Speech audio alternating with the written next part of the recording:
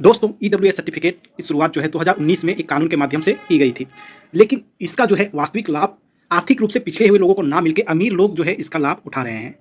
और प्रश्न यही उठता है कि जिस लक्ष्य के लिए इसकी शुरुआत की गई थी, उसको ये प्राप्त क्यों नहीं कर सका? आखिरकार इसमें कौन से ऐसे प्रावधान हैं जो अमीरों को भी इसके उपयोग करने में इसकी मदद कर रहा है? और इसकी ज़रूरत अमीरों को भी क्यों पड़ रही है? तो जनरली आईएएस, आईपीएस के लिए लोग इस तरह के कांड कर देते हैं, क्योंकि ये जो है सर्विसेज इतनी प्रतिष्ठित हैं कि कोई भी व्यक्ति इस तरह के पावर को, इस तरह की प्रतिष्ठा को धारण करना चाहता है, चाहे वो कितना ही आर्थिक रूप से संपन्न व्यक्ति क्यों ना हो। तो इसीलिए इस तरह के प्रावधानों को वे लोग तोड़-मरोड़ कर देखते हैं और उसको अपने हिसाब से ऊँच कर लेते हैं। अब थोड़ा प्रावधानों पर नज़र डालें कि आखिरकार इसमें क्या लिखा हुआ है जो इसको जो है अमीरों को ऊँच करने के एक लाइसेंस प्रदान कर देता है।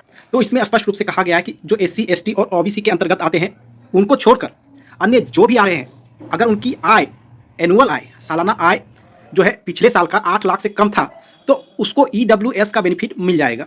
इसमें बस ये ध्यान रखना है कि इसमें जो इंक्लूड किया जाता है इनकम में, सैलरी के साथ एग्रीकल्चर इनकम भी ऐड किया जाता है, जबकि ओबीसी सर्टिफिकेट में एग्रीकल्चर इनकम ऐड नहीं किया जाता है। और ओबीसी सर्टिफिकेट में पिछले 3 साल का लगातार देखा जाता है इनकम कि 8 लाख से कम है या नहीं। इसमें सिर्फ 1 साल का है, इसमें केवल 1 साल का ध्यान रखा जाता है। तो इस तरह से कोई व्यक्ति अगर 8 लाख के क्राइटेरिया को पालन कर रहा है पिछले 1 साल में, साथ ही ये सारी चीज़ उनके पास नहीं होनी चाहिए। इनमें है कि 5 एकड़ से अधिक जो है एग्रीकल्चर लैंड नहीं होना चाहिए। दूसरा है कि जो रेजिडेंशियल फ्लैट है वह 1000 स्क्वायर फुट से अधिक नहीं होना चाहिए। अगर रेजिडेंशियल प्लॉट है तो वह 100 स्क्वायर गज से ज़्यादा नहीं होना चाहिए, वो भी म्युनिसिपैलिटी एरिया में। और अगर रेजिडेंशियल प्लॉट 200 स्क्वायर गज है तो वह म्युनिसिपैलिटीज़ के बाहर नहीं हो सकता है। तो रूल्स बस इतना ही है कि आपका जो फैमिली का इनकम है 8 लाख से नीचे होना चाहिए और इनमें से कोई भी चीज़ आपको धारण नहीं करना चाहिए। अब इन दोनों प्रावधानों में कहीं भी संपत्ति का विवरण नहीं दिया गया कि कोई अगर 1000 करोड़ प्रॉपर्टी भी रख रहा है और इसके बावजूद क्या किया है कि पिछले साल उसने अपना जो इनकम है 8 लाख के अंदर रख दिया हो और इनमें से कोई चीज़ धारण नहीं किया हो। एग्रीकल्चर लैंड मान लेते हैं उसके पास है ही नहीं और छोटे घर में रहना शुरू कर दिया। उसके पास अगर बड़ा फ्लाइट भी था, घर भी था, उसने उसको बेच दिया और अपने बच्चे के आरक्षण के लिए छोटे घर में इनमें से कोई एक इससे भी छोटा घर में रहना शुरू कर दिया हो।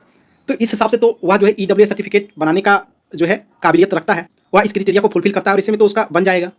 और थोड़ा फैमिली का यहाँ पर मतलब समझते हैं। फैमिली का मतलब होता है कि जो पर्सन जो बेनिफिट चाह रहा है उसको भी ऐड किया जाएगा, जबकि ओबीसी में केवल पेरेंट्स के इनकम को देखा जाता है। इसमें जिस व्यक्ति को चाहिए रिजर्वेशन उसका, प्लस इसके पेरेंट्स का, प्लस इसके सारे सिबलिंग्स भाई बहन का जो 18 साल से कम है, प्लस इसकी पत्नी या पति जो स्पाउस है, प्लस इसके बच्चे जो 18 साल से कम है लेकिन कुछ इनकम जनरेट कर रहे हैं। तो इन सभी का मिलाकर 8 लाख से कम होना चाहिए। अब प्रश्न आता है, मान लेते कि कोई बंदा आईपीएस में ही सेलेक्ट हो गया पिछली बार, लेकिन उसको ईडब्ल्यूएस सर्टिफिकेट बना के फिर से आईएएस के लिए ट्राई करना है, तो वह कैसे करेगा? क्योंकि आईपीएस वह ज्वाइन कर चुका है तो उसका सैलरी ही 60, 70 या 80 हज़ार शुरुआती वेतन के आसपास उतना मिल जाता है उसे। तो ऐसी स्थिति में वो करता क्या है कि कुछ महीने, 4 महीने, 5 महीने छुट्टी ले लेगा और छुट्टी ले लेगा तो उस समय उसका इनकम जो है मिलेगा नहीं, उसका जनरेट होगा नहीं। तो इस तरह से वह अपना इनकम 8 लाख से नीचे कर रखता है।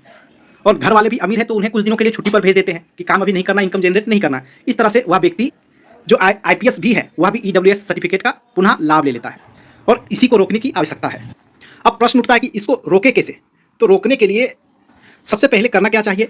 यह प्रावधान लागू कर देना चाहिए कि जिसके पास भी टोटल जो वेल्थ है, एसेट है, अगर वह 1 करोड़ से अधिक है तो उसको तो ईडब्ल्यूएस सर्टिफिकेट का लाभ मिल ही नहीं सकता, इस रिजर्वेशन के तहत वो आते ही नहीं है। दूसरा जोड़ना चाहिए कि केवल पिछले 1 साल के इनकम को ना देखकर कुल 3 साल के इनकम को देखा जाएगा, जिस तरह की ओबीसी सर्टिफिकेट बनाने के लिए किया जाता है। तो ऐसे में कितना भी कोई अमीर व्यक्ति होता है तो वह 3 सालों तक इस तरह का जो है कष्ट नहीं काट सकता है कि छोटे घर में रहेंगे चलो और 3 सालों के लिए धंधा बंद कर देते हैं। कोई भी अमीर परिवार इस तरह नहीं रिस्क उठा सकता है। तो इन 2 चीज़ों को लागू करने से मेरे ख्याल से अधिकांश इसमें जो प्रॉब्लम है वह सॉल्व हो जाएंगे। और रही बात रॉन्ग इन्फॉर्मेशन देकर ईडब्ल्यूएस सर्टिफिकेट बनाने की कि कोई कमा तो रहा है 30-40 लाख लेकिन दिखा रहा है 8 लाख, तो उसके लिए जो है गवर्नमेंट स्ट्रॉन्ग मैकेनिज्म बनाए और फुल प्रूफ मैकेनिज्म के माध्यम से उसके सर्टिफिकेट को रीवेरीफाई करे और इसके माध्यम से इसे फिर रोका जा सकता है। उम्मीद है ये दोनों सुधार लाने की कोशिश की जानी चाहिए और अगर ये आता है तो उनके लिए लाभदायक होगा जो सच में आर्थिक रूप से पिछड़े हैं, ताकि इनका लाभ उन्हीं को मिले जिसके लिए ये बना था, ना कि हर एक जनरल व्यक्ति जो कि अमीर है उनके लिए।